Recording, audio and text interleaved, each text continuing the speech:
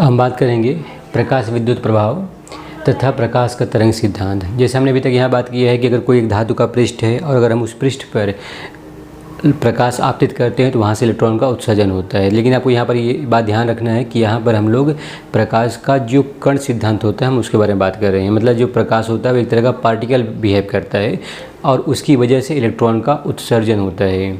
यहाँ पर हम लोग ये बात समझेंगे कि अगर हम लोग प्रकाश का तरंग सिद्धांत देखते हैं तो प्रकाश के तरंग सिद्धांत की वजह से इलेक्ट्रॉन का उत्सर्जन क्यों नहीं हो सकता, यही बात हम लोग यहाँ पर समझेंगे। प्रकाश के बारे में कुछ बातें हम लोग पहले से जानते हैं। जैसे हम लोग को ये बात बताया कि जो प्रकाश होता है वो एक तरह का विद्युत चुंबकीय तरंग होता है। अगर विद्युत चुंबकीय है इसका मतलब कि ये किससे मिलकर बना हुआ होगा, विद्युत से और चुंबकीय क्षेत्र से। तो विद्युत और चुंबकीय क्षेत्र यानी इलेक्ट्रिक और मैग्नेटिक फील्ड की हेल्प से ये बनाया हुआ है। कुछ प्रयोग होते हैं जहाँ पर प्रकाश का तरंग सिद्धांत ही होना चाहिए, जिन प्रयोग को करने के लिए, जिसमें से होता है व्यतिकरण, विवर्तन, ध्रुवण, इंटरफेरेंस, डायफ्रैक्शन, पोलराइजेशन। तो ये ऐसे प्रयोग होते हैं जिन प्रयोग को करने के लिए प्रकाश का तरंग सिद्धांत ही होना चाहिए। अब हम लोग यहाँ पे देखेंगे कि जो प्रकाश है उसका जो तरंग सिद्धांत है यानी वेव नेचर क्यों इलेक्ट्रॉन को बाहर निकाल नहीं सकता है।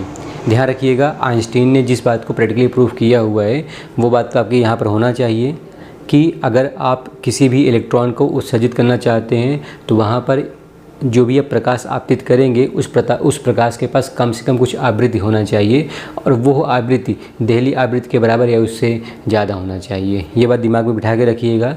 अब देखिए यहाँ पर क्या बोला गया है कि जब हम, ध्यान रखिएगा यहाँ पर हम लोग तरंग सिद्धांत के बारे में बात कर रहे हैं। तो यहाँ बताया गया कि जब हम प्रकाश आपतित करना शुरू करेंगे तो ऐसे केस में जो इलेक्ट्रॉन होगा वो सब क्या करेंगे, संतत यानी कंटिन्यूस इलेक्ट्रॉन कंटिन्यूस क्या करेंगे, प्रकाश को अवशोषित करेंगे।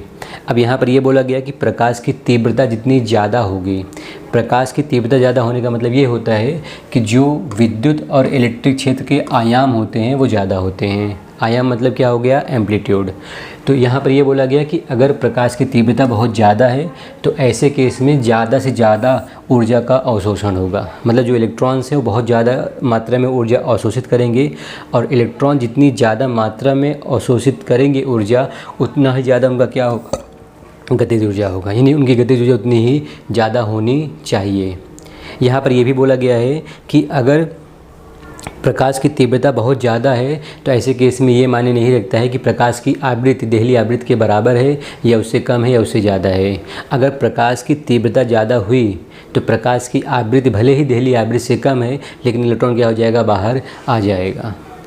और अगर ये बात प्रूफ हो जाता तो जो आइंस्टीन ने बोला हुआ था कि प्रकाश के पास जो आवृत्ति है वो देहली आवृत्ति से ज़्यादा होना चाहिए, वो गलत हो जाता। लेकिन यहाँ पर ये देखा गया कि प्रकाश कितना भी तीव्र हो कोई भी इलेक्ट्रॉन का उत्सर्जन नहीं हो सकता है। तो भले ही यहाँ पर बोला गया है कि तीव्रता ज़्यादा होगी तो उस केस में ज़्यादा अधिक ऊर्जा का अवशोषण होना चाहिए। ऊर्जा का अवशोषण ज़्यादा होगा तो ऐसे केस में गतिज ऊर्जा जो रहेगा वो क्या रहेगा, ज़्यादा रहेगा और आवृत्ति पर निर्भर नहीं होगा।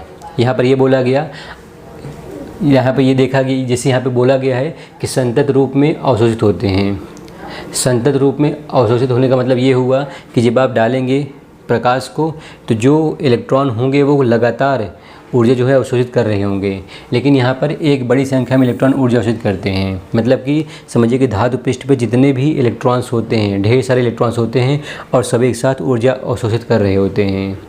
अब अगर सभी इलेक्ट्रॉन्स, ढेर सारे इलेक्ट्रॉन्स से सब उस प्रकाश की ऊर्जा को अवशोषित कर रहे हैं तो किसी एक इलेक्ट्रॉन के पास जो ऊर्जा का मान होगा वो काफ़ी कम होगा। तो जो भी प्रकाश गिर रहा है वो प्रकाश सभी इलेक्ट्रॉन्स ले रहे हैं। आइंस्टीन का ऐसा नहीं बोलना था। आइंस्टीन का क्या बोलना था कि जब आप कोई प्रकाश आपतित करेंगे तो वो प्रकाश सिर्फ एक इलेक्ट्रॉन क्या करेगा, एब्जॉर्ब करेगा, मतलब अवशोषित करेगा। और अगर प्रकाश सिर्फ एक ही इलेक्ट्रॉन अवशोषित कर रहा है तो प्रकाश के पास जितनी भी ऊर्जा होगी वो सारी ऊर्जा किसके पास चली जाएगी, इलेक्ट्रॉन के पास, और इलेक्ट्रॉन बाहर आ जाएगा। अगर उस प्रकाश के पास जो आवृत्ति है वो देहली आवृत्ति से ज़्यादा है तो यहाँ पे ऐसा नहीं था। यहाँ पे ऐसा होता है इस केस में तरंग सिद्धांत में कि जो प्रकाश होता है उस प्रकाश के पास जो भी ऊर्जा है वो ऊर्जा सभी इलेक्ट्रॉनों में डिस्ट्रीब्यूट होती है। अगर वो ऊर्जा सभी इलेक्ट्रॉन अवशोषित कर रहे हैं, इसका मतलब किसी एक इलेक्ट्रॉन के पास जो ऊर्जा जाएगी वो काफ़ी कम जाएगी, और वो ऊर्जा इतनी कम हो सकती है कि उसको मेटल प्लेट से बाहर आने के लिए बहुत ज़्यादा समय लग सकता है, क्योंकि लगातार आप गिराते रहेंगे, लगातार ऊर्जा अवशोषित होती रहेगी, तो काफ़ी समय, घंटा 2 घंटा 1 आध दिन भी ले सकता है कि किसी एक इलेक्ट्रॉन के पास इतनी ऊर्जा हो जाए कि वो कार्यफलन के बराबर या उससे ज़्यादा हो जाए, ताकि वो मेटल प्लेट से बाहर आ सके।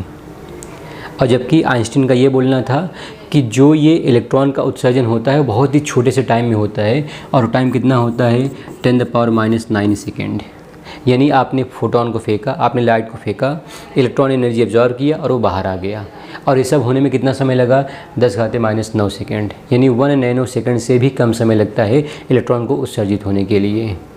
और जो ये थियरी है आइंस्टीन की, इस थियरी के हिसाब से ये एकदम ही अलग है। यहाँ बोला गया है कि जो इलेक्ट्रॉन था, प्रति इलेक्ट्रॉन, यानी हर एक इलेक्ट्रॉन बोला गया है, प्रति इलेक्ट्रॉन बहुत ही कम ऊर्जा अवशोषित करते हैं। यानी किसी इलेक्ट्रॉन के पास मेटल प्लेट से बाहर आने के लिए जो ऊर्जा चाहिए उसको इकट्ठा होने में बहुत ज़्यादा समय लगेगा। वो समय घंटा 2 घंटा या 1 दिन भी हो सकता है। और अगर ये इतना ज़्यादा समय लग रहा है तो जो ये आइंस्टीन की थ्योरी है, ये थ्योरी यहाँ पर सेटिस्फाई नहीं हो रही है। तो यहाँ से आप ये बात बोल सकते हैं कि जो प्रकाश का तरंग सिद्धांत है, जहाँ पर बात करते हैं तीव्रता के बारे में, उसकी वजह से इलेक्ट्रॉन का उत्सर्जन पॉसिबल नहीं है। भले ही कितना भी तीव्र हो, तीव्रता ज़्यादा होने से, जैसा आइंस्टीन ने बताया हुआ है कि प्रकाश विद्युत धारा बढ़ेगा, लेकिन इलेक्ट्रॉन के उत्सर्जन में कोई बदलाव नहीं होगा। तीव्रता से कोई भी इलेक्ट्रॉन का उत्सर्जन होना संभव नहीं है। अब हम लोग बात करेंगे